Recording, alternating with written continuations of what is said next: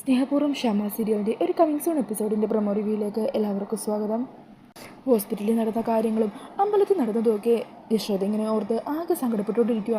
എന്ത് ചെയ്യണം, എന്ത് തീരുമാനത്തിലെത്തണം എന്നറിയാതെ യശോദ ആകെ പ്രതിസന്ധിയിലായിരിക്കുക കേട്ടോ.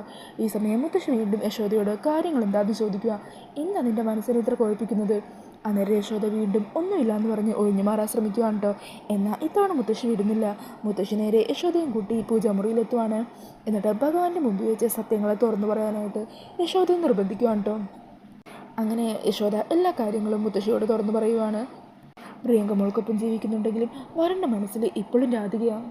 എന്തു ചെയ്യണമെന്ന് എനിക്ക് ഒരെത്തും പിടിയും കിട്ടുന്നില്ല അമ്മേ. അന്നേരം മുത്തശ്ശി പറയണേ, ദേവനെത്തുന്നതിന് മുമ്പ് ഇന്നത്തോടെ തന്നെ ഈ കാര്യത്തിൽ ഞാനൊരു തീരുമാനം ഉണ്ടാക്കുന്നുണ്ട്. നീ എന്താണെങ്കിലും അതുവരെ ഈ പൂജാമുറി ഭഗവാന്റെ മുമ്പിൽ തന്നെ ഇരുന്നാൽ മതി. അങ്ങനെ പറഞ്ഞ് മുത്തശ്ശി അവിടെ നിന്നും പോകുവാണ്. ഈ സമയം യശോദ ഭഗവാന്റെ മുമ്പിലിരുന്ന് പൊട്ടിക്കരയുവാണ് കേട്ടോ.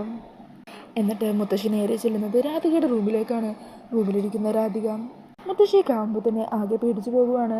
ഈ സമയം മുത്തശ്ശി രാധികയെ റൂമിൽ നിന്ന് വലിച്ചയച്ച് പുറത്തേക്ക് ഇറക്കുവാണ് കേട്ടോ. ഇനി നിനക്ക് ഈ വീട്ടിൽ സ്ഥാനമില്ല എന്ന് പറഞ്ഞ് രാധികയെ വീട്ടിൽ നിന്ന് അടിച്ചിറക്കുവാണ് മുത്തശ്ശി. അപ്പോൾ ഈ ഒരു പ്രൊമോ റിവ്യൂ ഇഷ്ടമായിട്ടുണ്ടെങ്കിൽ മറക്കാതെ വീഡിയോ ഒന്ന് ലൈക്ക് ചെയ്യണേ. ഇതുപോലുള്ള കൂടുതൽ റിവ്യൂസിനായിട്ട് ഈ ചാനലൊന്ന് സബ്സ്ക്രൈബ് ചെയ്തും കൂടി സപ്പോർട്ട് ചെയ്യണേ. Thank you.